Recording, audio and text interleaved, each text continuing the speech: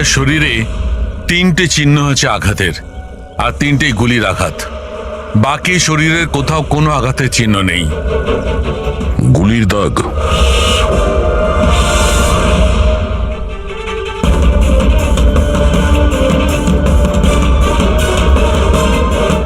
জিনিসপত্র চারিদিকে ছড়িয়ে আছে।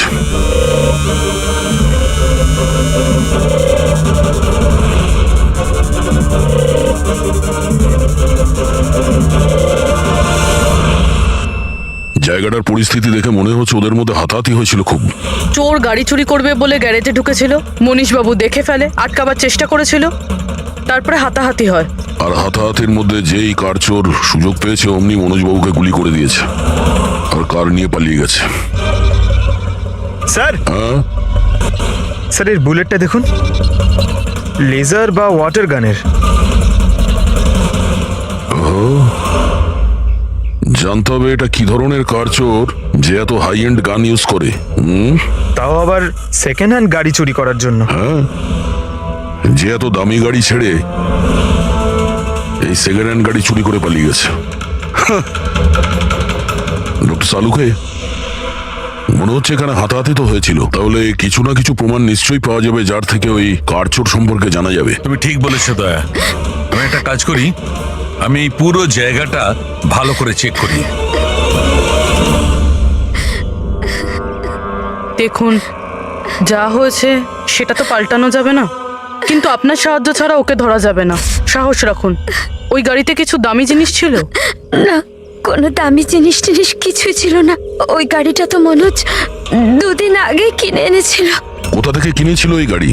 ভিকার বাজার থেকে। আর ও একবারই চালিয়েছিল ওই গাড়িটা। পঙ্কজ, ট্রাফিক পুলিশ আর কন্ট্রোল রুমকে ফোন করো। এই গাড়িটা যেখানেই দেখতে পাক সঙ্গে সঙ্গে যেন আমাদের ইনফর্ম করে, ঠিক আছে?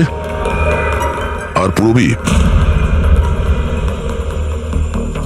আমাদের রেকর্ড দেখে জানো যে এই ধরনের মর্ডার্স অপারেন্ডি করার মতো কার চোর কে আছে। আর হ্যাঁ, এখানে যত লোকাল কার চোর আছে সবার ব্যাপারে জানো। স্যার,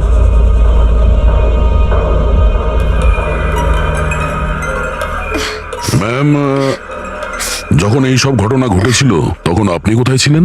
আমি মার্কেটে গিয়েছিলাম, আর ও আজই অফিস থেকে তাড়াতাড়ি চলে এসেছিল, বললো ওর শরীর খারাপ। আর যখন আপনি ফিরে এলেন তখন বাড়িতে আপনার কিছু অদ্ভুত মনে হয়েছিল? না, তেমন কিছুই নয়। স্যার, ক্রাইম ব্রাঞ্চ থেকে জানতে পেরেছি যে এই গাড়িটা ছাড়া আরো 3টে গাড়ি চুরি হয়েছে।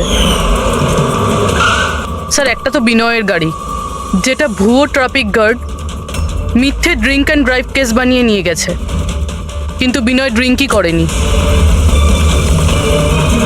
আর স্যার, দ্বিতীয় গাড়ি একটা রেস্টুরেন্টের বাইরে থেকে চুরি হয়েছে। আকাশ নামের একজন ব্যক্তি রেস্টুরেন্টে গেছিল, ওখানে গাড়ি পার্কিংয়ের জন্য একটা নকল রেস্টুরেন্টের স্টাফকে চাবি দিয়েছিল, আর সে ওর গাড়ি নিয়ে পালিয়ে গেছে। রেস্টুরেন্টের লোকেরা বলছে ওখানে ভ্যালিড পার্কিং নেই। আর স্যার, তৃতীয় গাড়ি রাস্তায় স্ত্রীর জন্য অপেক্ষা করছিল, ওনার বক্তব্য একজন লোক এলো আর ওনাকে বন্দুক দেখিয়ে ওনার গাড়ি নিয়ে চলে গেল। আর এই গাড়িগুলো সব সেকেন্ড হ্যান্ড ছিল। অদ্ভুত স্যার, সেকেন্ড হ্যান্ড গাড়ির পিছনেই পড়ে গেছে। আরেকটা কথা স্যার, এই সব গাড়ি কিন্তু ভি কার ডিলারের থেকে কেনা হয়েছিল। অদ্ভুত ব্যাপার, যতগুলো গাড়ি চুরি হয়েছে ভি কার থেকে কেনা হয়েছে। আচ্ছা, কি এমন ছিল ওই সেকেন্ড হ্যান্ড কারে যেটা পাওয়ার জন্য কেউ কারোর খুনও করতে পারে? ভি কার ডিলারের সঙ্গে কথা বলতে হবে।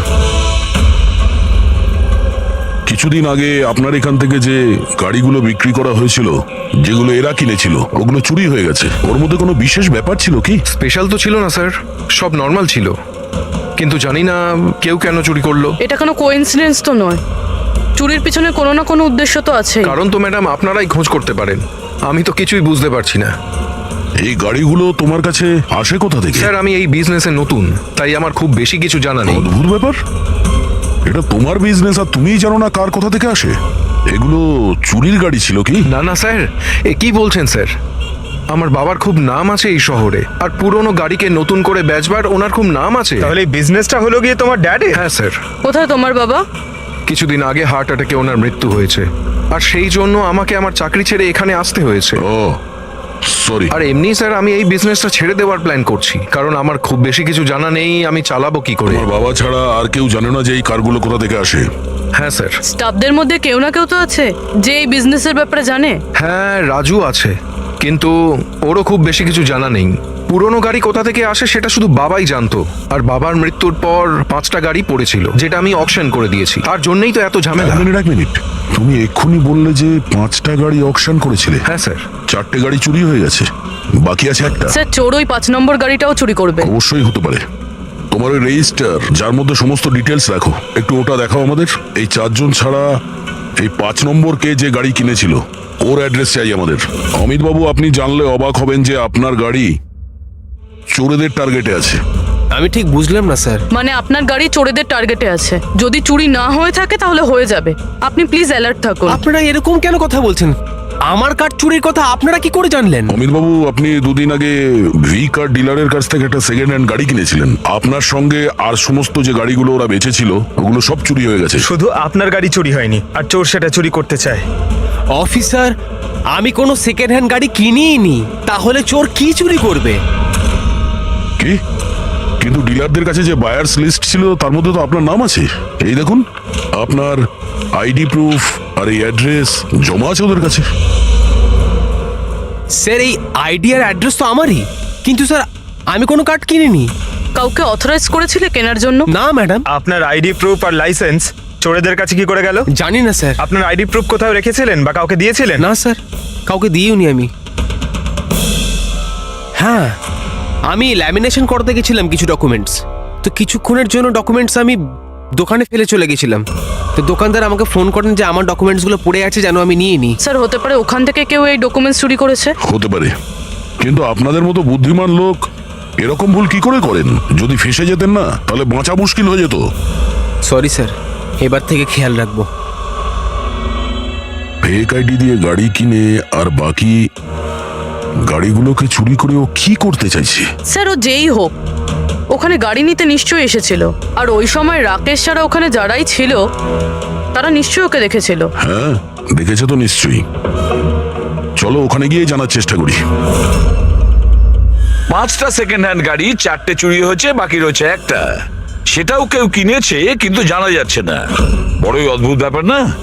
স্যার, এই 5 নম্বর গাড়ি কেনার জন্য আইডি প্রুফ, অ্যাড্রেস প্রুফ সমস্ত কিছু নকল ব্যবহার করা হয়েছিল। স্যার ফেক আইডেন্টিটি দিয়ে গাড়ি কেনার কি কারণ হতে পারে? কারণ তো অনেক কিছুই হতে পারে পুরবী, কিন্তু আমাদের এর আসল কারণটা খুঁজে বের করতে হবে। আর সেই জন্য ভি কার বাজারের সমস্ত ইতিহাস ঘাঁটতে হবে।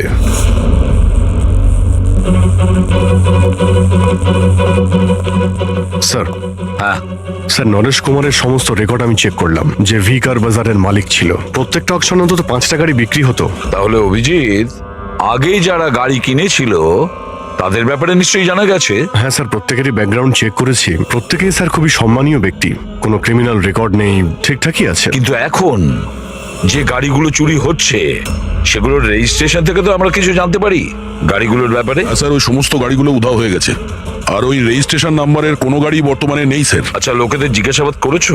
হ্যাঁ স্যার, জিজ্ঞাসা করেছি, কিন্তু স্যার ওনারা জানেন না যে গাড়িগুলো কোথায় হারিয়ে গেল। তাহলে আমরা খোঁজ নেব ওই গাড়িগুলো কারা চুরি করছে, যেটা পাওয়ার জন্য একটা খুন পর্যন্ত হয়ে গেল। হ্যাঁ সালুকে বলো। আচ্ছা, তাহলে ঠিক আছে, আমরা আসছি। হ্যাঁ, সালুকে কিছু পেয়েছে।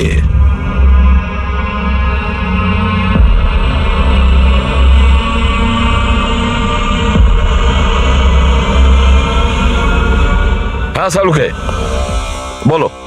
বস, ক্রাইম স্পটে আমি এই পাতাটা পেয়েছি, হ্যাঁ। যেটা একটা বাওবা ট্রি এর। বাউয়া ট্রি?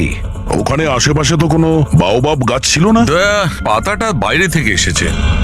স্যার হতে পারে এই পাতা খুনির জামায় লেগেছিল। হতে পারে। স্যার এই পাতার সাথে সাথে আরো একটা প্রমাণ পাওয়া গেছে। এই পোকাটা, এটাকে রাইনো বিটল বলে, আর এটা শুধু জঙ্গলে পাওয়া যায়। জঙ্গলের গাছের ব্রাঞ্চেস, স্টেমস আর ঘাসের স্তূপের মধ্যে পাওয়া যায়। এটাও হয়তো বাইরে থেকেই এসেছিল, হয়তো খুনির জুতো বা ড্রেসের মধ্যে লেগে। মানে খুনি এমন জায়গায় যাতায়াত করে যেখানেই রাইনো বিটল পোকাটা আছে আর বাওবাবের গাছও আছে। খোঁজ নিয়ে দেখতে হবে সেই জায়গা যেখানে বাউবা ট্রি আর রাইনো বিটল পাওয়া যায়। স্যার, শহরের বাইরে জঙ্গলের মধ্যে 3-4টে এলাকা আছে যার মধ্যে এরকম গাছ পাওয়া যায়। তাহলে একটা কাজ করা যাক, ওই জঙ্গলে যাওয়ার পথে আশেপাশে যদি কোনো সিসিটিভি ক্যামেরা লাগানো থাকে তাহলে সেটার ফুটেজ চেক করতে হবে। হতে পারে ওই খুনি চুরি করা ওই গাড়িগুলোকে নিয়ে জঙ্গলের দিকে যাচ্ছিল যেখানে বাওবা ট্রি আছে আর রাইনো বিটল পাওয়া যায়।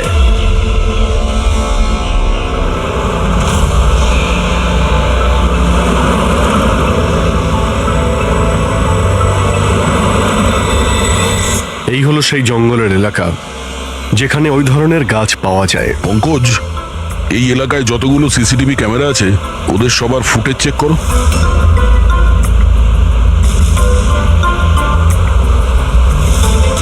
আরটিও সেন্টার, আমি ইন্সপেক্টর পঙ্কজ বলছি। আমি ট্রাফিক ক্যামসের ফুটেজ চেক করতে চাই। আমার পাসপোর্ট প্রয়োজন। হ্যাঁ,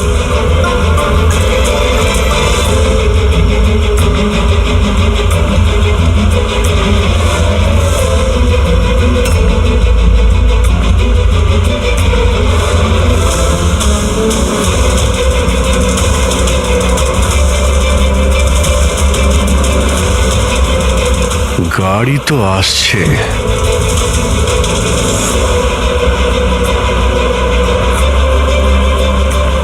স্যার রাস্তা তো এখানেই শেষ হচ্ছে, মনে হচ্ছে গাড়িগুলো এখানেই আছে।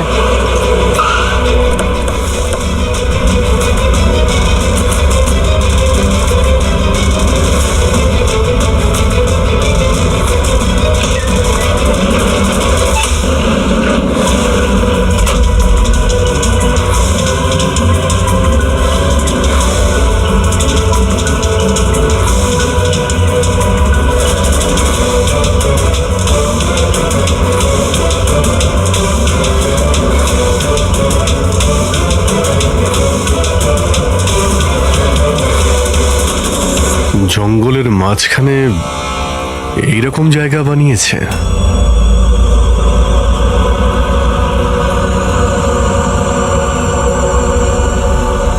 এখানে কোনো গাড়িও দেখতে পাচ্ছি না।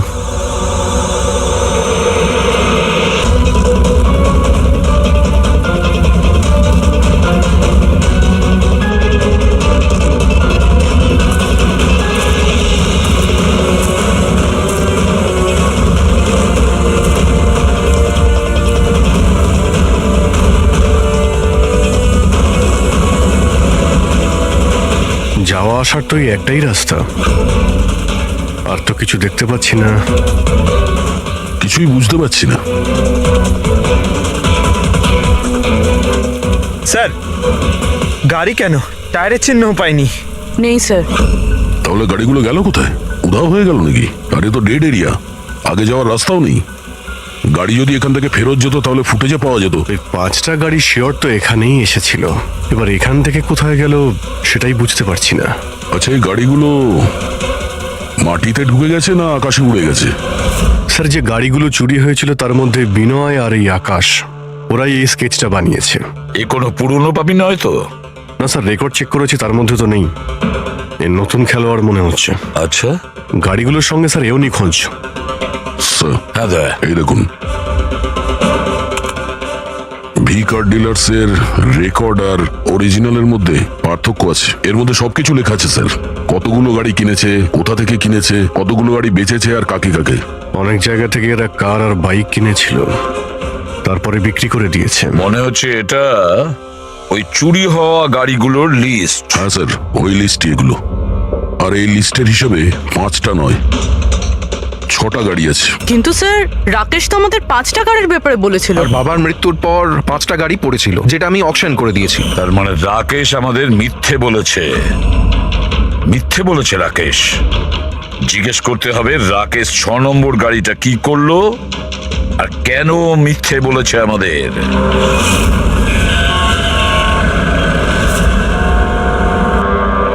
স্যার, আমি আপনাদের মিথ্যে কেন বলবো? তুমি আমাদের ওই 6 নম্বর গাড়িটার ব্যাপারে বলনি কেন?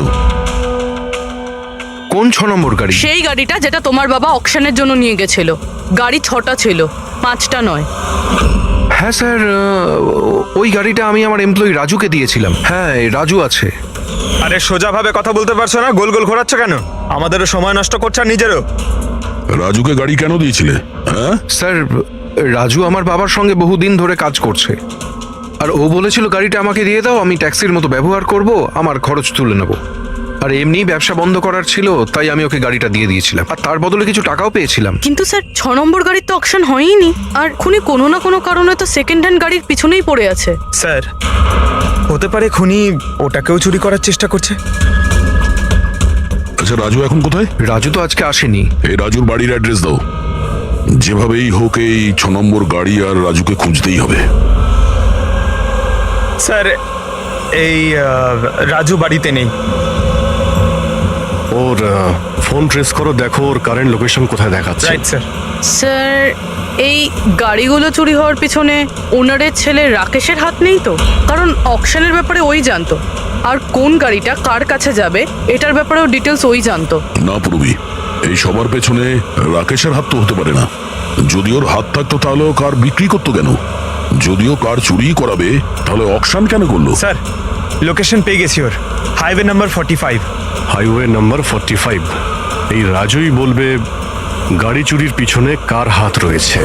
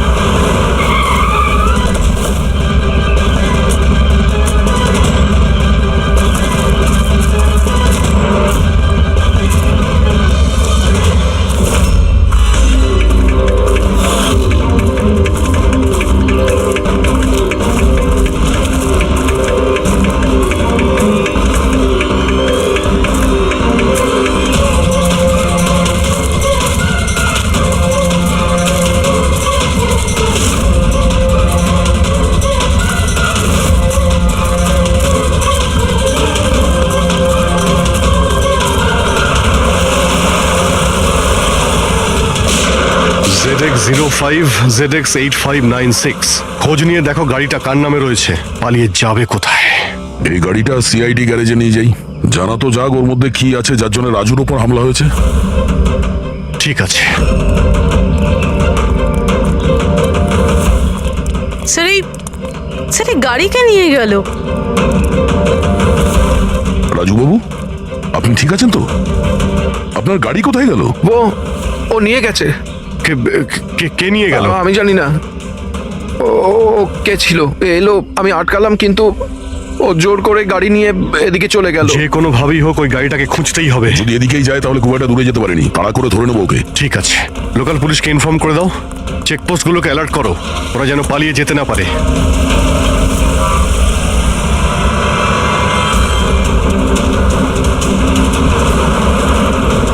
শহরের আউটার এরিয়া এটা, সামনে চেকপোস্ট আছে। আমার মনে হচ্ছে এদিক দিয়েও যাবে না, আমরা আগে থেকে বাঁদিকে নিয়ে নিচ্ছি। ওকে, ওই তো গাড়িটা।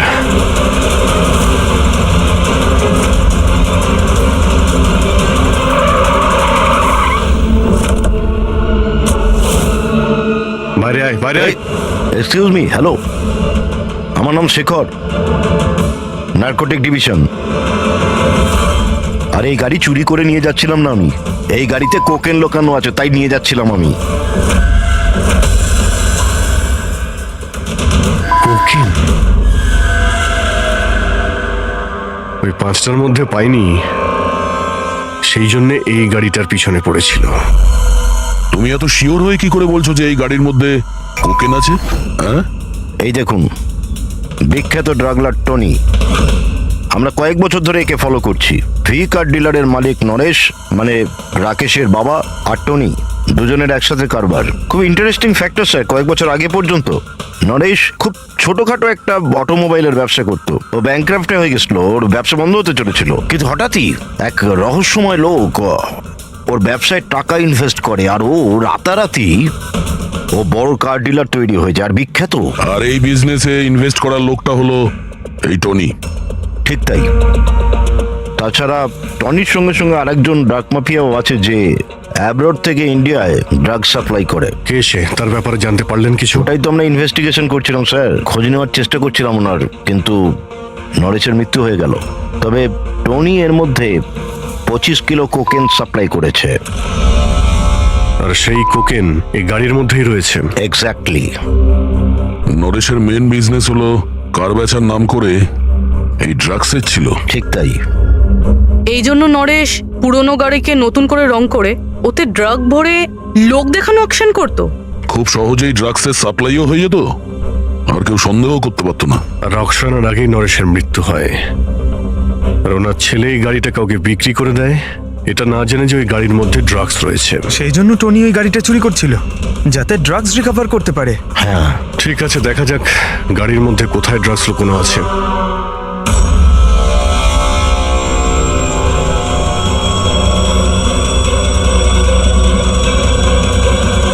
স্যার ড্রাগস কোথাও দেখতে তো পাচ্ছি না। মনে হচ্ছে পুরো গাড়িটাকেই খুলতে হবে।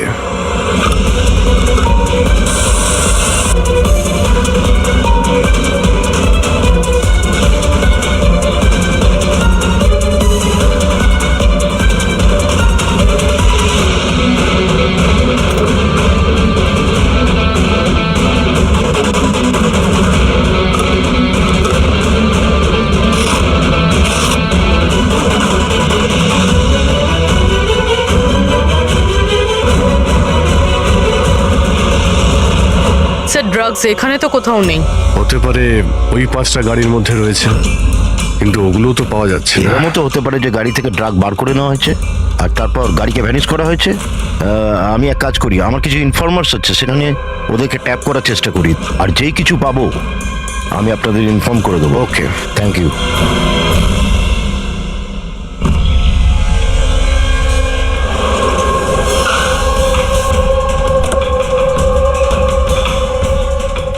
ইনফর্মার তো এই জায়গার কথাই বলেছিল।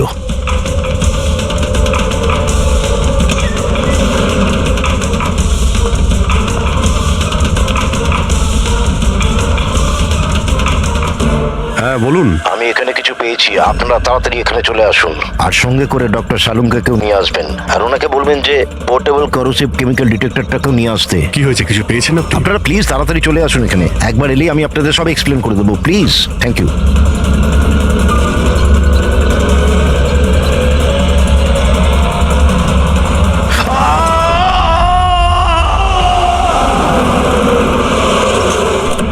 স্যার গাড়ি তো এখানেই রয়েছে, শেখরকে কোথাও দেখতে পাচ্ছি না। ভিতরে গিয়ে দেখি।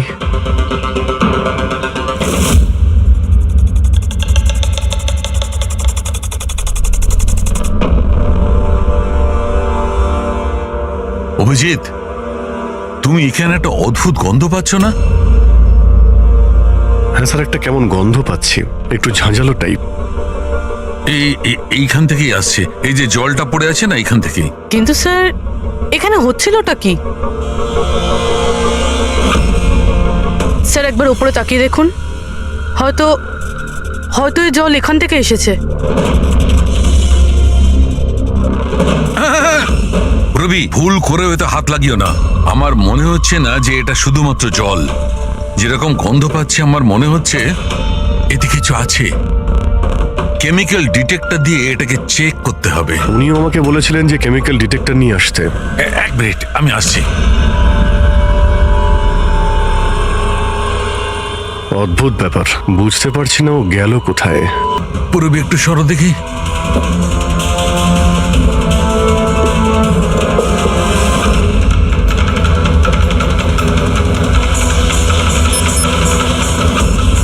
অভিজিৎ, আমার সন্দেহ একদম ঠিক ছিল।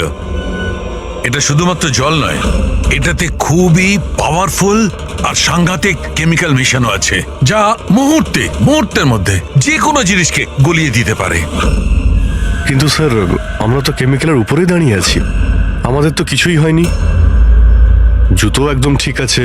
অভিজিৎ, কপাল ভালো, কেমিক্যালটা এখনো কাজ করছে না, কম মাত্রায় আছে, তাই আমরা বেঁচে গেছি। অভিজিৎ, এই যে জলটা না, এই জলটা এখানে এই জন্য এসেছে যে এখানে ধোয়া হয়েছিল কেমিক্যালটাকে। কেমিক্যালটা এখানে কেন ইউজ করা হয়েছিল? কি হয়েছিল কি এখানে?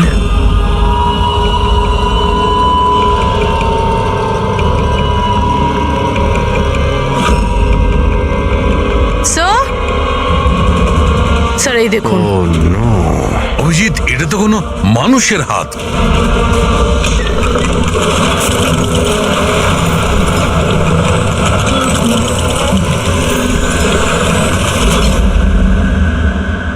এটা কি করে বন্ধ হয়ে গেল? অভিজিৎ, দেখেছ? এই দেখো, এটা হচ্ছে একটা মেকানিক্যাল ডিভাইস। এরই সাহায্যে দরজাটা বন্ধ করা হয়েছে। কোন একটা রিমোট দিয়ে দরজাটা বন্ধ করা হয়েছে। বাইরে বের হবো কি করে? বেরোনোর তো একটাই রাস্তা ছিল। কেন, এখানে আর কোনো রাস্তা নেই? স্যার, আমরা আগে এখানে এসেছি। স্যার, ভিতরে আসার এই একটাই আমরা রাস্তা। আটকে গেলাম। তোমরা তো ফেঁসে গেছো। তোমাদের সাথেও সেটাই হবে যেটা গাড়িগুলো আর শেখরের সাথে হয়েছিল। তোমরা কি করেছো ওর সঙ্গে? যে হাত তোমরা দেখেছিলে ওটা শেখরেরই ছিল। কে তুমি? কি চাইছো? দয়াকে ফোন করে বলো কি ও 6 নম্বর গাড়ি নিয়ে যেন এখানে চলে আসে। ওকে বলে দাও কোনো চালাকি না করতে, না হলে প্রাণ চলে যাবে। কারণ এখানে সব রাস্তা বন্ধ আছে, যেটা আমার ইশারাতেই খোলে এবং বন্ধ হয়। বেশি ভাববার সময় নেই তোমাদের কাছে। এখন তুমি এবং তোমার বন্ধুদের প্রাণ তোমাদের হাতে আছে। আচ্ছা, ঠিক আছে।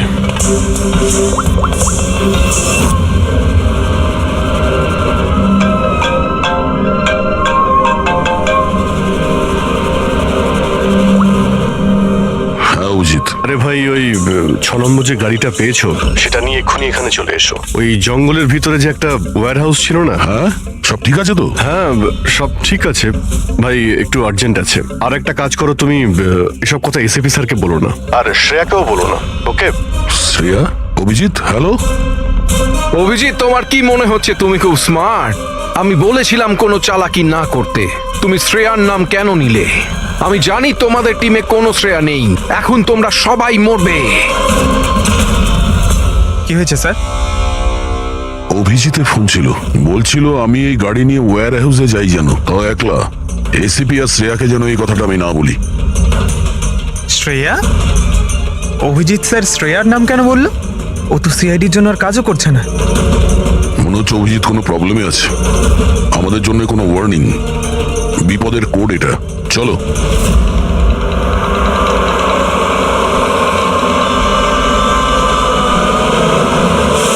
ঈশ্বর, এসো। পেছনে পেছনে। স্যার পিছনে সরে পেছনে। আসুন।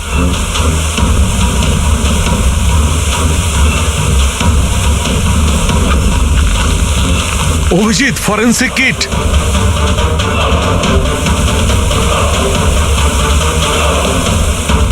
স্যার, এখান থেকে বের হতে হবে। যদি এখানে থেকে যাই তাহলে আমাদের অবস্থাও ফরেন্সিক কিটের মতো হবে। কিন্তু কিভাবে?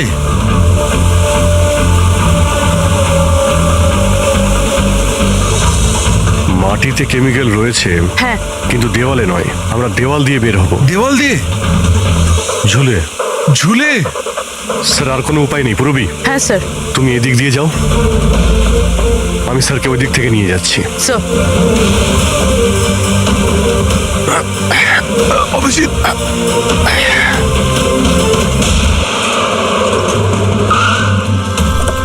গাড়ি এখানেই আছে।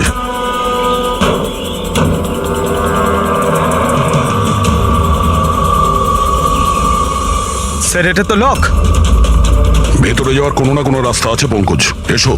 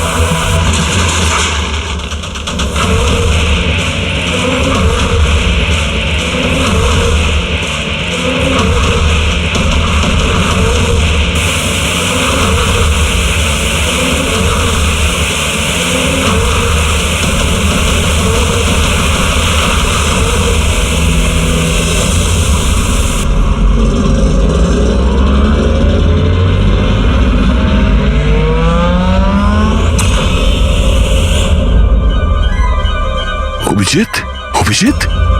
অভিজিৎ স্যার, পুরবি অভিজিৎ, আওয়াজ শুনতে পাচ্ছ? স্যার, আমার মনে হচ্ছে ওরা কিছু শুনতে পাচ্ছে না।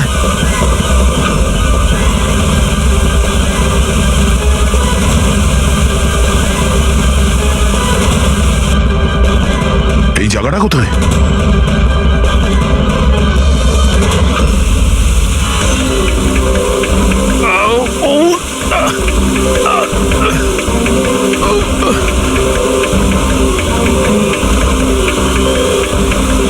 Sir sir sir!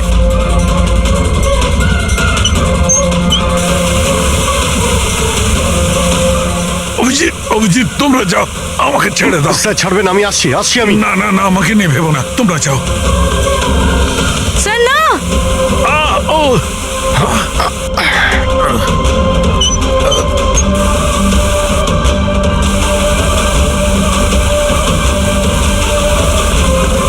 Sir sir sir sir, হাত ছাড়বেন না স্যার।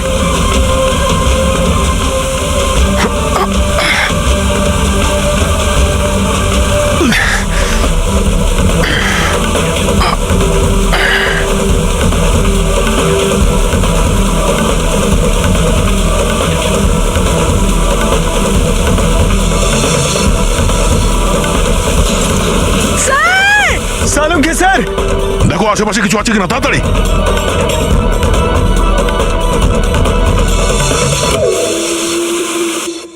পঙ্কজ, দরজা খুলে গেছে। স্যার হাত।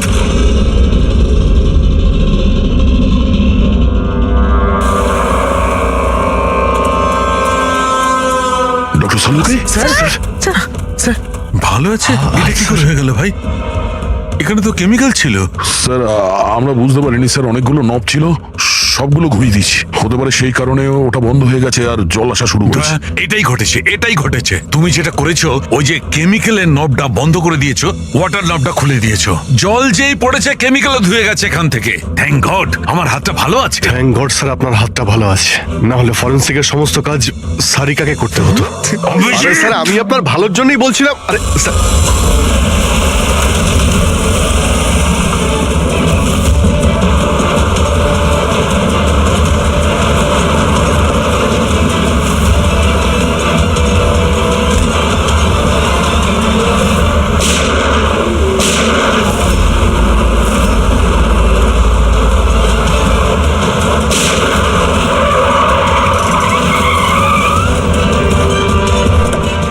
এই, দাঁড়া। তুমি রাকেশ? তাহলে তুমি এই drugs র্যাকেটের master mind.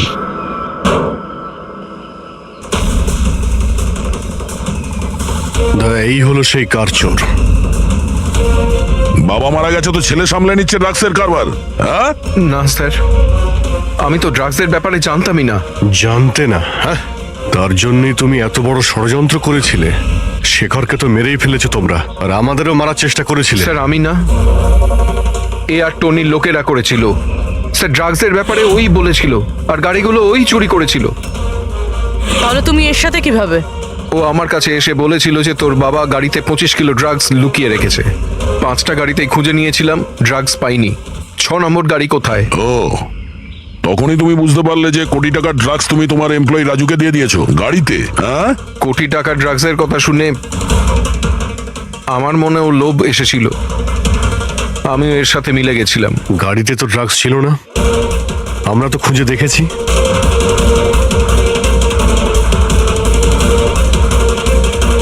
Sir, drugs কারে নেই, কারটাই ড্রাগস। কি? গাড়ি ড্রাগস মানে কিভাবে?